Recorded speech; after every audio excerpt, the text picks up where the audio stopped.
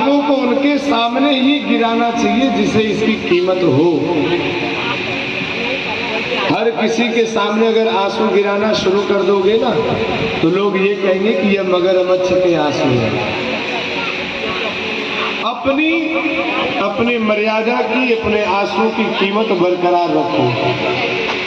ये अनमोल मोती है। हर किसी अकेले में बैठ करके रोने का कोई मतलब नहीं। जब ठाकुर के सामने बैठ करके रोओगे ना तो उस आपके अश्रुओं से ठाकुर का अभिषेक होगा, और जब ठाकुर का अभिषेक होगा ना तो ठाकुर अपने भक्त की चिंता जरूर है।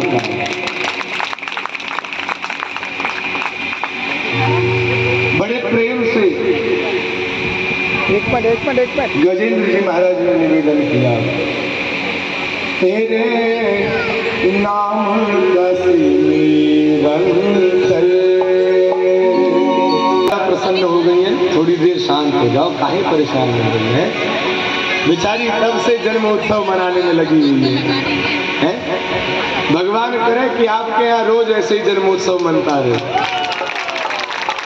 तो बड़े प्रेम से गजेंद्र जी महाराज ने एक प्रार्थना की, मैं चाहूंगा आप सभी से प्रार्थना। लोगों ने 7 दिवसीय भागवत कथा का आयोजन किया है, उसके पीछे का उद्देश्य क्या है? उसके पीछे का उद्देश्य ये है कि फर्स्ट ऑफ ऑल मेरी मदर इन लॉ चाहती थी कि हमारे कॉम्प्लेक्स में भागवत हो, और फिर हमारे बच्चे आगे ये चीज़ें जानें, क्योंकि आजकल बच्चे पढ़ना, क्लास जाना, बस यही काम करते हैं। उनको पूजा सेवा में कोई इंटरेस्ट नहीं है। तो हमारा मेन उद्देश्य ये था कि बच्चे ये चीज़ें जानें कि पूजा सेवा कैसे होती है। और महाराज जी की वो कृपा हुई है, महाराज जी ने हर तरह से हर चीज़ बच्चों को समझाई है कि किस तरह से सूरज जी को जल चढ़ाना चाहिए, कैसे सुबह उठ के पूजा करनी चाहिए। तो जो हमारा उपदेश था वो महाराज जी ने पूरा किया भागवत के तौर पर। आपकी ये राधा कृष्ण भजन मंडली कितने वर्षों से ये कार्य करती है? 25 साल से पहले छोटी थी, हमारी सास लोगों ने काम किया था। अभी इसमें बुजुर्ग महिला एक इनकी बिंदी रानी खंडेलवाल है, वो चला रही है, और सब इतनी मतलब है अस्वस्थ कि वो बाहर आ जा नहीं सकती। 90 साल की हो गई, कोई 88 साल का, तो उन लोगों ने चलाई थी। अब हम लोगों के हाथों में है, सिर्फ वो हमें आदेश देती है, हम उसका पालन। हमारे यहाँ तुलसी विवाह, ये दीपदान करना, वन भोजन करना, आमला नवमी मनाना, प्रभात वेदी करना, हम लोग सब काम करते हैं। वो जैसे जैसे बोलती जाती है हम वैसा सारा काम। और हम है ना, हमारे मंडल लोगों की मदद भी करता है। जैसे कोई ज़रूरतमंद हो तो जो भी हमारे पास सेवा होती है हम सबको सेवा देते हैं। और जैसे मैडम देखा जाता है कि जैसे महिला मंडल ऐसे बहुत से समाज में अनेक कार्यक्रम करती है, तो आपने ये जो भागवत कथा का जो कार्यक्रम करने का विचार किया महिला मंडल द्वारा, वो आपके मन में कैसे विचार आया? वो ऐसे ही हम लोग एक दिन पिकनिक पे गए थे, तो मेरे विचार में आया, तो मैंने हमारी मदर इन लॉ से डिस्कस किया। तो मदर इन लॉ ने फिर कहा कि ठीक है, अपने मंडल से बात करते हैं। तो फिर हम लोग ने ये प्लान बनाया। 4-5 महिलाएं ऐसी खड़ी हो गई कि उन्होंने बोला कि हम सशक्त महिला, हाँ, जिन्होंने अच्छा दान दिया। फिर हम जिसके घर भी गए, जिससे भी मांगा, अच्छा हमें सहयोग। किसी ने नहीं दिया, लेकिन ठीक है, राधे राधे, लेकिन बहुत अच्छा सहयोग मिला। और अभी 7 दिन में जो सहयोग मिला है वो तो है ही नहीं। और हमारा ये रुपेश है, उसने तो हमारी बहुत सब तरह से सहायता करी है, बहुत अच्छा किया है। डॉक्टर हाउस में शर्मा जी हैं, उन्होंने हमें टेरेस दिलवाई। टेरेस के सारे जो भी परेशानियाँ थी, जो भी काम था, वो सब उन्होंने हमारा सब करके दिया कि हम शांति से पूजा पाठ। तो क्या आने वाले समय पे ये उम्मीद कर सकते हैं महिला मंडल द्वारा यहाँ पर आने वाले समय में यहाँ पर वो भागवत का कथा का विशाल आयोजन किया जा सकता है आप लोगों शर्मा द्वारा? जी ने हमसे किया है, तो हर साल अच्छा लगा। शर्मा जी ने बोला भी है कि आप हमेशा कीजिए, रुपेश ने भी बोला है कि आप हमेशा करिए, हम आपके साथ हैं। पीछे नहीं, आगे भी हैं और पीछे भी, दोनों साइड खड़े हैं। और हमारे घर के जो हम 4 महिलाएं, चारों के पतियों ने बहुत सेवा की। पहले हम 4 थे, अब हम 400 हो गए। 400 पहले उसमें 2 जीरो लगे, अभी 80 हाथ हो गए। सब ने बहुत इन लोगों ने तो जी जान से, हम लोग तो सिर्फ वहाँ बैठे बैठे ही काम करते थे। इन लोगों ने शरीर से भी बहुत सेवा की है। हम लोग तो इतनी नहीं कर सकते। रुपेश ने धन मन कर्म से, हाँ, तन मन धन से किया है। वो सबका सहयोग बहुत मिला है। मोबाइल नहीं बोला, मोबाइल हो तो दे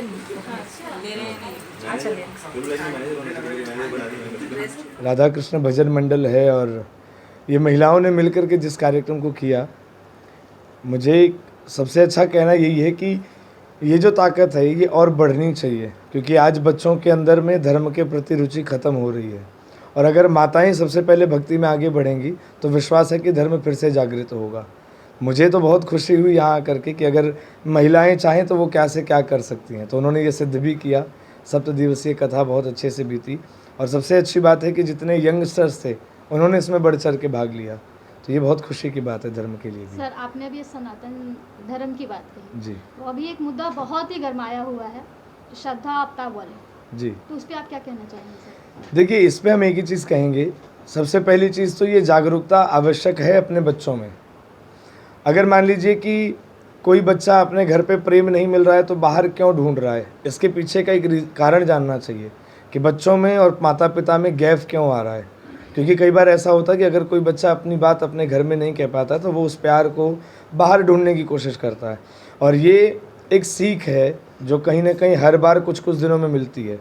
तो मैं किसी का नाम लेने की ज़रूरत नहीं है, पर ये एक सीधे सीधे शब्दों में हम सभी हिंदू के लिए, हम सभी भारतीय और संस्कृति सनातन वालों के लिए है कि आप सभी अपने बच्चों को ये सिखाएं कि क्या उचित है, क्या अनुचित है, क्या करना चाहिए, क्या नहीं। कुछ दिन पहले 14 अक्टूबर से लेकर 21 अक्टूबर तक जी देवकीनंदन ठाकुर जी भी थाने में आए थे, जी और वहाँ पर भी भागवत कथा का आयोजन हुआ था। जी जी।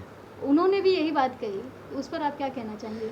देखिए सबसे अच्छी बात तो ये है कि जितने भी कथावाचक हैं, खास करके इस मामले में चाहे आदरणीय श्री देवकीनंदन ठाकुर जी हों, चाहे पूज्य श्री बागेश्वर धाम बालाजी हों, आज सभी का सिर्फ एक ही फोकस है कि हम यहाँ वहाँ न भटक करके अपने धर्म पर आएँ। आज सोचिए अपने यहाँ देवी देवताओं की कमी नहीं है, इसके बावजूद भी कभी हम मज़ार जा रहे हैं, कभी मस्जिद जा रहे हैं, कभी यहाँ वहाँ माथा टेकने जा रहे हैं, जगह जगह भटक रहे हैं। एक ही निवेदन है कि हम सभी के देवी देवता इतने सक्षम हैं कि हम अगर उनके पास जाएं तो हमारी सारी इच्छाएं पूरी हो सकती है। तो इसीलिए निवेदन है कि सिर्फ जुड़ें एक साथ, अपनी संस्कृति पे, अपने संस्कारों पे फोकस करें, अपने बच्चों को सिखाएं कि जिससे ये सारी घटनाएं नहीं हो। दूसरी चीज़, बिटियाओं को चौका और ये झाड़ू पोछा सिखाना इस समय आवश्यक नहीं है। ये चीज़ें समय के साथ सीख जाते हैं सब लोग, पर आवश्यक ये है कि आप उनको अपने धर्म और अपनी संस्कृति की बातें सिखाइए, अपनी रक्षा की बातें सिखाइए कि वो अपनी रक्षा किस प्रकार से कर सकें। तो जो उन्होंने कहा, उनका सत्र हम भी गए थे, ठाकुर जी की कृपा हुई। तो ये चीज़ें बहुत अच्छी है और जागरूक करने वाली है, और हम उनके साथ हैं। आपने अपनी कथा में कहा था कि आपने एक फाउंडेशन की स्थापना भी की है जी। तो वो फाउंडेशन किस प्रकार के कार्य करता है सर? देखिए, सृष्टि ह्यूमैनिटी फाउंडेशन हमारी संस्था का नाम है, जिसका मुख्य कार्य अभी तक आदिवासी, जिनको हम वनवासी कहते हैं, वनवासी लोगों की सेवा, क्योंकि आज भी कई ऐसे क्षेत्र हैं जहाँ उन वनवासियों को बुला करके उनसे काम करा लिया, उसके बदले उन्हें कुछ नशा की चीज़ें पकड़ा दी, कुछ भोजन करा दिया, लेकिन उनके उन्नति के विषय में कोई नहीं सोचता है। तो हम ये चाहते हैं कि वो वनवासी न रहें, वो हमारे साथ आएँ, हम सभी के जैसा जीवन व्यतीत करें, उनके बच्चे भी पढ़े लिखें, उन्हें भी अधिकार है। तो हमारा मुख्य कार्य जो है वो अनाथ बच्चों के लिए और वनवासी बच्चों के लिए है, जिनको हम पढ़ाना लिखाना चाहते हैं, जिनको आगे बढ़ाना चाहते हैं। और आगे हमारी इच्छा है कि एक गुरुकुल हमारे टिटवाला से मुरबाड़ क्षेत्र के बीच में ही खुले, एक वृद्धाश्रम हो और एक गौशाला हो। जो भी व्यक्ति गाय की सेवा नहीं कर पाता है या जो गाय बीमार होती है तो हम उनकी सेवा कर सकें, ये हमारा प्रकल्प है। आपकी ये संस्था कितने वर्षों से है सर? लगभग हमारी संस्था 3 वर्षों से काम कर रही है, क्योंकि 3 वर्ष हम इसलिए कहते हैं, 3 वर्ष हमारी रजिस्टर्ड हुए हैं, बाकी हम काम धीरे धीरे 7 सालों से कर रहे हैं, पर रजिस्टर्ड 3 वर्ष से है, 3 वर्षों से हम काम कर रहे हैं। बताइए। जैसा कि सर अभी आपने बताया कि सनातन के धर्म के बारे में, तो पिछले कई दिनों से जो आस्था श्रद्धा जैसे बहुत से केसेस जो चल रहे हैं जी, तो कहीं न कहीं ये सनातन धर्म पर कहीं न कहीं ये आघात किया जा रहा है, क्या कहेंगे? देखिए भैया, बात ये है ना कि एक आदत हो गई है हम सब की भी। अगर किसी के साथ कोई घटना होती है तो हम सिर्फ कैंडल लेके निकलते हैं, पोस्टर लेके निकलते हैं और हाय हाय करते हैं, कुछ दिनों फिर चुप हो जाते हैं। हम कभी भी घटनाओं से सीख नहीं लेते हैं। दोबारा घटना होने का मतलब क्या है कि आप पिछली घटना से कुछ नहीं सीखे हैं, और आवश्यकता ये है कि हम अगर कोई घटना होती है तो हम उससे कुछ सीखें। सीखने का अर्थ यही कि हम अपने परिवार को, अपने बच्चों को और सजग करें। और आज के समय वैसे भी कुछ बात है कि हस्ती मिटती नहीं हमारी, सदियों रहा है दुश्मन दौरे जहां हमारा। ये बात है ही है कि शुरुआत से लेकर के आज तक हर किसी ने सिर्फ और सिर्फ प्रहार किया है तो वो अपनी ही संस्कृति पर किया है। तो ऐसे बहुत सारे लोग हैं, बहुत सारी मिशनरी है जो काम कर रही है। आवश्यकता यही है कि किसी पे उंगली न उठा करके खुद को सजग करें, खुद को मजबूत बनाएं। आपके भागवत कथा और आपके माध्यम से हिंदू सनातन धर्मियों को आपका आह्वान करना चाहिए? मैं सभी को आह्वान यही करना चाहता हूँ कि आप अपने बच्चों को धर्म की संस्कृति सिखाइए, उन पर थोपिए मत, ज़बरदस्ती मंदिर मत भेजो, पर उन्हें सिखाओ, समझाओ कि मंदिर जाने का मतलब क्या है, मंदिर जाने से लाभ क्या होता है, अपने धर्म को, अपनी संस्कृति को अपनाने से लाभ क्या होता है, कि जिससे आने वाला जो समय है, जैसे बीच में एक ऐसा समय था कि हमारे बच्चे जो है वो तिलक लगाने में शर्म करते थे, आज के बच्चे शिखा रखने में शर्म करते हैं, तो उन बच्चों को उसका महत्व ही नहीं पता, इसीलिए शर्म है। लेकिन धन्यवाद है जो इस समय मोदी जी हैं, मोदी जी के आने की वजह से हमारी संस्कृति पुनः धीरे धीरे बढ़ रही है। लेकिन सिर्फ एक मोदी नहीं, हम चाहते हैं घर घर में एक ऐसा मोदी हो जो अपने धर्म को बढ़ाए, हर घर में एक पिता हो, वो अपने धर्म को, अपने बच्चों को बढ़ाए, जिससे हमारी संस्कृति की रक्षा हो सकती है। भागवत कथा का संचालन करने के लिए हमने 3 साल पहले ऐसा विचार किया।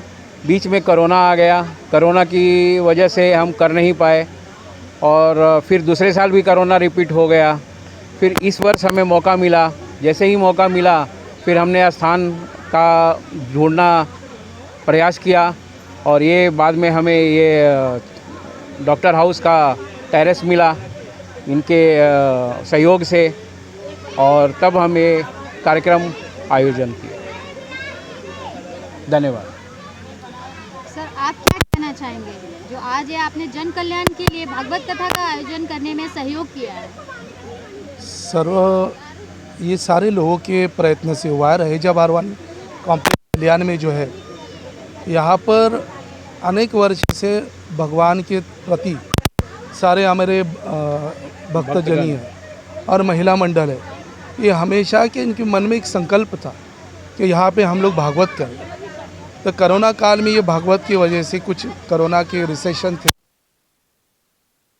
सोचे कि ये थोड़ा आगे बढ़कर कर इसका योग आया, और महाराज स्वप्निल जी इन्होंने इनके प्रयत्न से और सारी महिलाओं के प्रयत्न से आज ये भागवत का संपन्न यहाँ हुआ।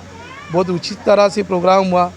आने वाले दिनों में, आने वाले सालों में हम इसको बड़े पैमाने में और अच्छे से बड़े व्यासपीठ पे करने का प्रयत्न करेंगे। सेवा का कार्यक्रम है जिसमें महिला मंडल, और मैं यहीं का निवासी हूँ, मूल निवासी मैं यहीं पे रहता हूँ, तो इसमें कोई इलेक्शन और पॉलिटिकली कोई इसमें फंडा नहीं है, केवल और केवल जनसेवा की इसके लिए हम लोग लेंगे। तो आप ये कहना चाहते हैं कि सनातन संस्कृति को आगे बढ़ाने के लिए आप ये कार्य? ज़रूर, सनातन संस्कृति आगे बढ़ेंगी, हमारे आने वाले पीढ़ी को सनातन के बारे में पता चले, सनातन धर्म क्या होता है, उसके बारे में व्याख्या क्या होती है। उसके 7 दिन का पूरी तरह से स्वप्निल जी महाराज जो है उन्होंने ही प्रवचन के माध्यम से ये सारी चीज़ें हमको बता दी, हमें भी कुछ उसके बारे में नॉलेज मिला, और आने वाले पीढ़ी के लिए भी उनके लिए वो इसमें मिला नॉलेज। पिछले कुछ दिनों के जैसे श्रद्धा और जिहाद जैसे केसेस हो रहे, तो क्या कहीं ना कहीं सनातन धर्म को उसको लेकर घात किया जा रहा है, उसके लिए क्या कहें? इसके लिए ये अब इस समय में ये उचित नहीं होगा कि वो सारी चीज़ें हम लोग इस व्यासपीठ पे ले, क्योंकि हमारा जो सनातन धर्म है किसी के बारे में ये नहीं कहता है क्या है, सिर्फ अच्छी तरह से बातें, पॉजिटिवली जो बातें हैं उसी तरह से या आगे जाके संस्कारों की बातें वो आगे जाके हम फैलाना चाहते, और बस यही। जैसा आपने बताया व्यासपीठ से, तो ये एक सनातन धर्म का एक जैसे भागवत कथा, तो एक महाकथा कही जाए, तो क्या इस कथा के माध्यम से भी सनातनियों को किसी तरह का आह्वान किया गया है? इसी तरह से आह्वान करेंगे, सारे लोग जुड़िए।